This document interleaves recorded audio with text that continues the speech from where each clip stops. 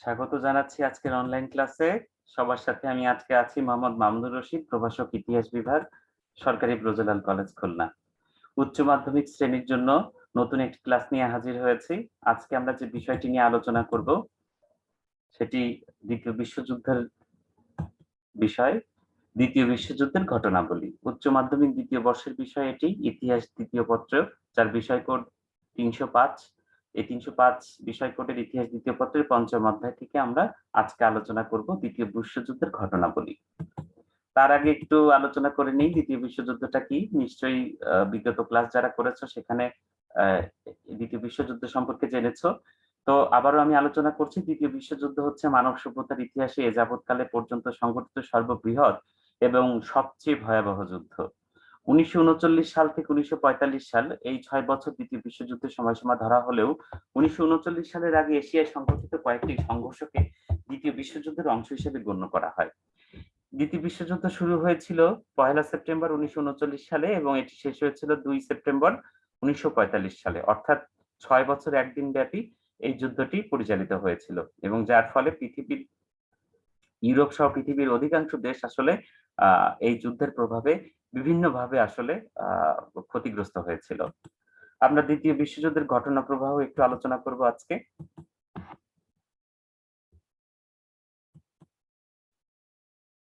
Poland দখল। 1939 সালে 1 September Germany Poland আক্রমণ করলে ফ্রান্স ও ইংল্যান্ড জার্মানিদের বিরুদ্ধে যুদ্ধ ঘোষণা করে। কিন্তু যুদ্ধের প্রস্তুতিতে কিছু সময় অতিবাহিত হলে হিটলার পোল্যান্ড দখল করে নেয়। এরপর সামান্য অজুহাতে হিটলার ডেনমার্ক ও নরওয়ে অধিকার করেন। বেলজিয়াম ও হল্যান্ড দখল। 1940 সালের মে মাসে হিটলার বেলজিয়াম, হল্যান্ড এবং লুক্সেমবার্গ আক্রমণ করেন। ভার্সাই সন্ধিতে বেলজিয়ামকে দেওয়া অঞ্চলগুলো আবার দখল করে নেওয়া হয়। অতঃপর হিটলার হল্যান্ডকে পদোন্নত করেন। ফ্রান্স আক্রমণ ও দখল। এরপর হিটলার প্রথম বিশ্বযুদ্ধের কথা স্মরণ করে অতর্কিতভাবে ফ্রান্স আক্রমণ করে বসেন। ফ্রান্স আক্রমণে হিটলার 89 নম্বর জার্মানি পদাতিক ডিভিশন প্রেরণ করেন। তারা মিত্রপক্ষের কঠিন বুর্জ ভেদ করে উত্তর ফ্রান্সে আক্রমণ চালায়। তাদের সাথে ছিল 10টি ট্যাঙ্ক ডিভিশন এবং 3000 সাঁজোয়া গাড়ি। তারা মিত্রবাহিনীকে অবরুদ্ধ করে ফেলে। মুসোলিনিও মিত্রপক্ষের বিরুদ্ধে যুদ্ধ করে ইতালি সংলগ্ন ফ্রান্সের কিছু অংশ দখল করে নেন। 1918 সালের 11 নভেম্বর প্রথম বিশ্বযুদ্ধ ক্যাম্পেই এর বনাঞ্চলে যে রেলগাড়ির মধ্যে জার্মানির প্রতিনিধিদের আত্মসমর্পণে বাধ্য করা হয়েছিল, হিটলারের আদেশে সেই রেলগাড়ির কামরাটি ঠিক সে স্থানে আনা হয়। 1940 সালের 21 জন কামরার ভিতরে ফরাসি প্রতিনিধিগণ জার্মান সেনাপতি কাইটেলের কাছে আত্মসমর্পণ করেন এবং হিটলার সেখানে উপস্থিত ছিলেন। ইংল্যান্ডের ব্যর্থ অভিযান।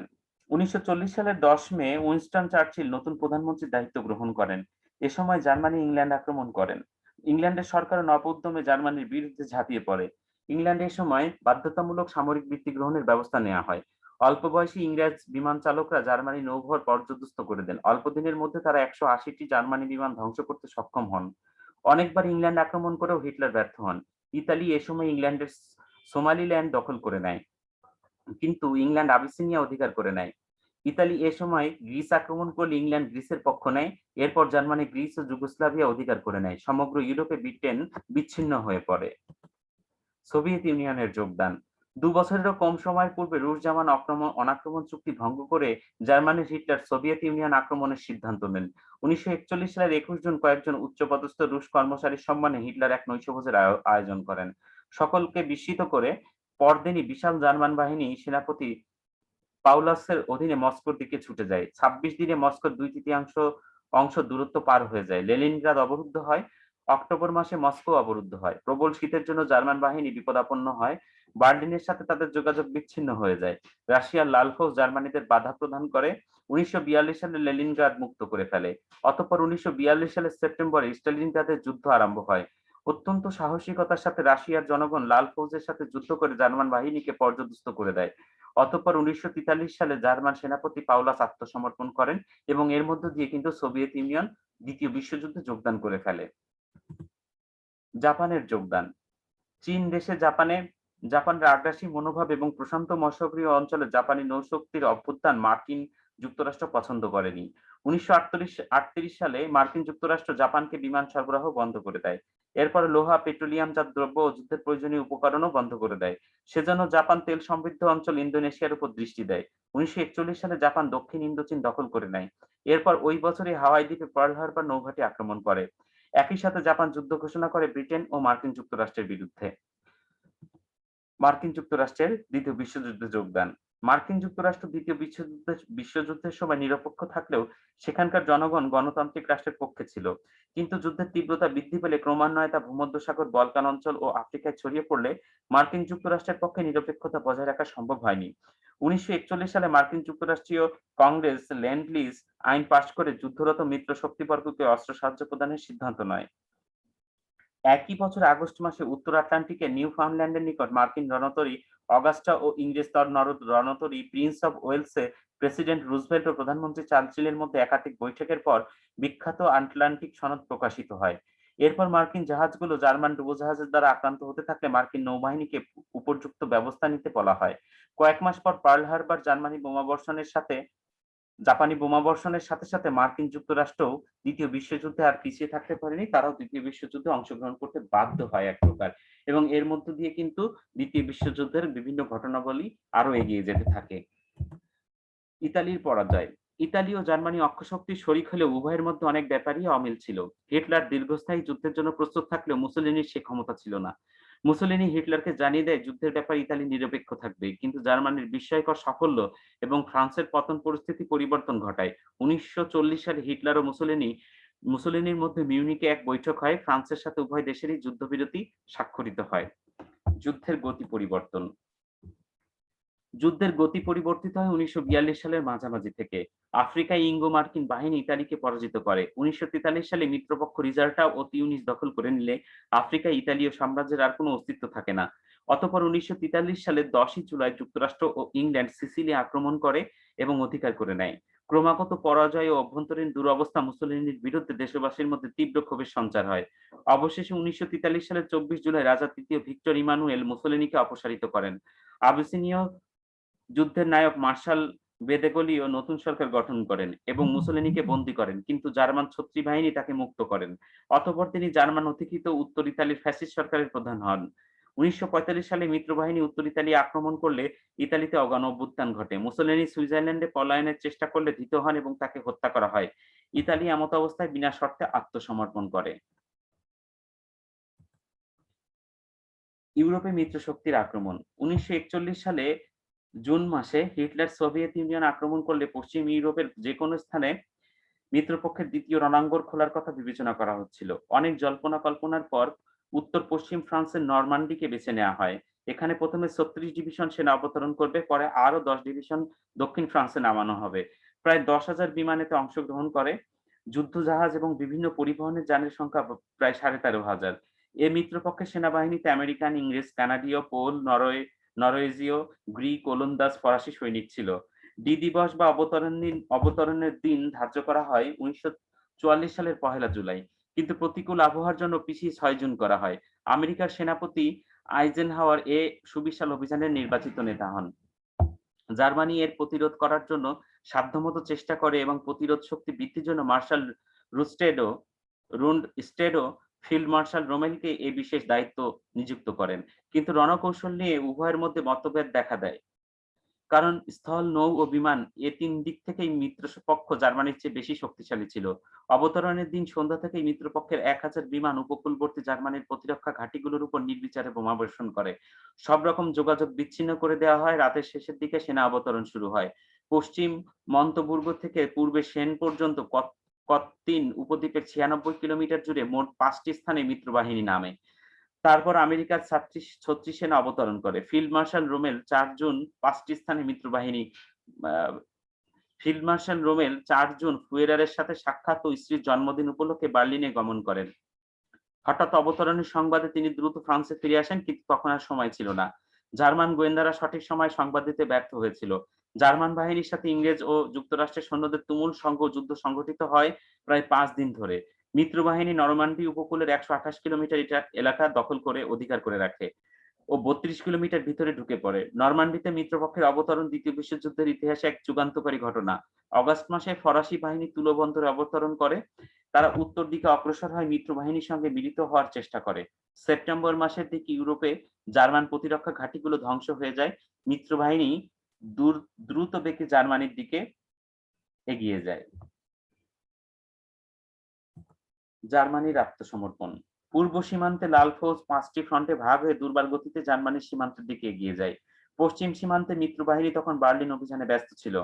১৯৪৫ সালের এপ্রিল মাসে ইংল্যান্ড ও যুক্তরাষ্ট্রের সেনাবাহিনী উইটেনবার্গ, হামবুর্গ, মেসার্ডবুর্গ বরাবর এলব নদীর তীরে পর্যন্ত পৌঁছে যায়। ইংল্যান্ড, যুক্তরাষ্ট্র ও সোভিয়েত বাহিনীর মধ্যে প্রতিযোগিতা শুরু হয়। কে কার আগে বার্লিনে প্রবেশ করবে। হিটলার জার্মানির রাজধানী বার্লিন রক্ষায় শহরের প্রবেশপথে নানা রকম বাধা সৃষ্টি করেন। ওডের ও স্প্রি নদীর ধারে উপযুক্ত অন্তরায় সৃষ্টি করা হয়। তারপরও বার্লিনের চারপাশ অনেক প্রাকৃতিক বাধাও ছিল।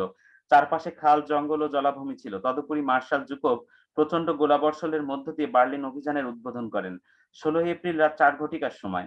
১৮ এপ্রিল স্প্রি নদী পার হয় এবং ২০ এপ্রিল রাশিয়ার সেনাবাহিনী জার্মান সেনাবাহিনীর সদর দপ্তর জোসেন আক্রমণ করে। রাশিয়ার সেনাবাহিনী ২১ এপ্রিল বার্লিন শহরে প্রবেশ করে এবং সারা শহরে যুদ্ধ শুরু হয়ে যায়। সেনাপতি কোনেভ, রাকোসোভস্কি ও জুকোভের নেতৃত্বে বার্লিন শহর সম্পূর্ণরূপে অবরুদ্ধ হয়। বার্লিনবাসীর মধ্যে আতঙ্ক বিরাজ করে। সারা শহর থমথমে অবস্থা বিরাজ করে। পশ্চিম ও দক্ষিণ দিক থেকে ইংরেজ ও যুক্তরাষ্ট্র আক্রমণ চালাতে থাকে। বার্লিনের উপর রুশ আক্রমণ ছিল অত্যন্ত ভয়ঙ্কর, কিন্তু হিটলার ১৯৪৫ সালের জানুয়ারি থেকে ৫০ ফুট ভূগর্ভের নিচে বিশেষভাবে নির্মিত বাংকারে আশ্রয় নেন।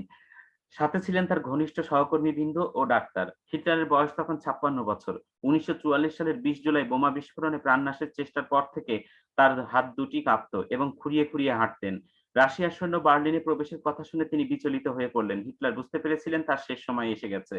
তাই তিনি রাজনৈতিক দলিল প্রস্তুত করতে থাকেন। হিটলার নাৎসি দলকে তার স্থাবর ও অস্থাবর সম্পত্তি দিয়ে যান। জন্মভূমি ব্রাউনাউকে দিয়ে যান দুর্লভ চিত্রকর্ম।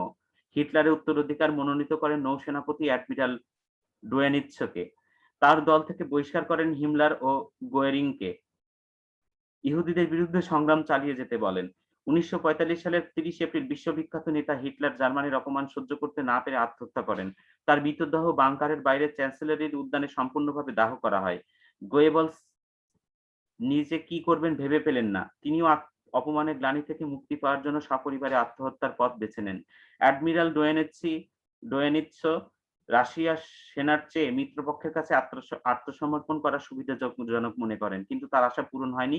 ১৯৪৫ সালের মে মাসের শেষ রাতে জার্মানির প্রতিনিধিবর্গ মিত্রপক্ষের প্রধান সেনাপতি আইজেনহাওয়ারের কাছে ফ্রান্সের রেইমস শহরে আনুষ্ঠানিকভাবে আত্মসমর্পণ করেন। তারা ৪টি দেশের ৪টি দলিলে স্বাক্ষর করেন। এই ৪টি দেশ হলো মার্কিন যুক্তরাষ্ট্র, সোভিয়েত ইউনিয়ন, ফ্রান্স এবং ব্রিটেন। ১৯৪৫ সালের ৪ মে বার্লিনের একটি কলেজ ভবনে আত্মসমর্পণের মূল চুক্তিপত্র অনুষ্ঠিত হয়। এই অনুষ্ঠানের পর ইউরোপীয় অংশের দ্বিতীয় মহাযুদ্ধের অবসান হলো, কিন্তু তখনও দূরপ্রাচ্যের রণভূমি উত্তাল ছিল। সেখানে ভয়াবহ যুদ্ধ চলছিল জাপানের মাধ্যমে। দ্বিতীয় বিশ্বযুদ্ধের ঘটনাবলীর এ পর্যায়ের বিষয়টি হচ্ছে জাপানের আত্মসমর্পণ। দূরপ্রাচ্যে দ্বিতীয় বিশ্বযুদ্ধ বিস্তৃত হয় ১৯৪১ সালে ৭ ডিসেম্বর জাপানি বিমান বহর পার্ল হারবার নৌঘাঁটি ধ্বংস করার সঙ্গে সঙ্গেই। মালয় ও ওলন্দাজ পূর্ব ভারতের দ্বীপপুঞ্জ তারা অধিকার করে। দক্ষিণ পূর্ব এশিয়ার অসংখ্য দ্বীপ সহ হংকং, ম্যানিলা, সিঙ্গাপুর ও রেঙ্গুন তারা অধিকার করে। তারা ফিলিপাইন্সে মার্কিন বিমান বাহিনীও নিশ্চিহ্ন করে দেয়। অতঃপর যুদ্ধের গতি পরিবর্তিত হতে থাকে ১৯৪২ সালের মে মাস থেকে। মার্কিন বিমান আক্রমণে জাপানি নৌবহর মিডওয়ে দ্বীপের যুদ্ধে ভীষণভাবে ক্ষতিগ্রস্ত হয়। মিত্রপক্ষ ১৯৪৩ সালে গুয়াদাল কানাল ও নিউ গিনি দখল করে নেয়। এরপর একে একে গিলবার্ট, মারিয়ানা দ্বীপপুঞ্জ ও ফিলিপাইন্স উদ্ধার করে। ১৯৪৫ সালে মিত্রপক্ষ কিনুয়া দ্বীপপুঞ্জ অধিকার করে নেয়। কিনুয়ার পতন ও জার্মানির আত্মসমর্পণের পর জাপান পিছু হটতে থাকে। ১৯৪৫ সালের জুলাই মাসে পটাসডাম সম্মেলনে জাপানকে আত্মসমর্পণের আহ্বান জানানো হয়। অপরদিকে ১৯৪১ সালে রুশ জাপান নিরপেক্ষতা চুক্তি বাতিল করে সোভিয়েত ইউনিয়ন জাপান অধিকৃত মাঞ্চুরিয়া আক্রমণের সিদ্ধান্ত নেয়। ১৯৪৫ সালের ৬ আগস্ট যুক্তরাষ্ট্র জাপানের হিরোশিমায় আণবিক বোমা নিক্ষেপ করে। ১৯৪৫ সালের ৯ আগস্ট যুক্তরাষ্ট্র জাপানের নাগাসাকিতে আণবিক বোমা ব্যবহার করে। এরপর জাপানের আত্মসমর্পণ করা ছাড়া আর কোনো পথ খোলা ছিল না। অবশেষে ১৯৪৫ সালের ২রা সেপ্টেম্বর মার্কিন রণতরী মিসৌরিতে জাপান আনুষ্ঠানিকভাবে আত্মসমর্পণ করে এবং এর মধ্য দিয়েই আসলে দ্বিতীয় বিশ্বযুদ্ধের পরিসমাপ্তি ঘটে। তো এই ছিল ধারাবাহিকভাবে দ্বিতীয় বিশ্বযুদ্ধের ঘটনাবলী। আমার শিক্ষার্থীদের আমি অনুরোধ করব অবশ্যই তোমরা এই ক্লাসটি শেষে তোমাদের পাঠ্য বইয়ে দ্বিতীয় বিশ্বযুদ্ধের যে ঘটনাবলী রয়েছে সেই অধ্যায়টি তোমরা একটু পড়বে। তাহলে দেখবে বিষয়টি তোমাদের জন্য সহজ হয়ে গেছে। আজকের ক্লাসটি এ পর্যন্তই। পরবর্তী ক্লাসে আমি আমন্ত্রণ জানাচ্ছি তোমাদের। নতুন একটি বিষয় নিয়ে আমি আলোচনা করব। আমার সঙ্গে আজকের ক্লাসে থাকার জন্য তোমাদের সবাইকে ধন্যবাদ জানাচ্ছি এবং সেই সাথে সবাইকে অনুরোধ করব করোনাকালীন এই সময়ে অবশ্যই নিরাপদ দূরত্ব বজায় রাখবে, সামাজিক শিষ্টাচারগুলো মেনে চলবে। বিনা প্রয়োজনে অবশ্যই ঘরের বাইরে যাবে না। আর যেতে হলে অবশ্যই মাস্ক পরিধান করবে এবং নিরাপদ দূরত্ব বজায় রাখবে। তো সবাইকে পরবর্তী ক্লাসে শুভেচ্ছা জানিয়ে আজকের ক্লাসটি আমি এখানেই শেষ করছি। অসংখ্য ধন্যবাদ সবাইকে।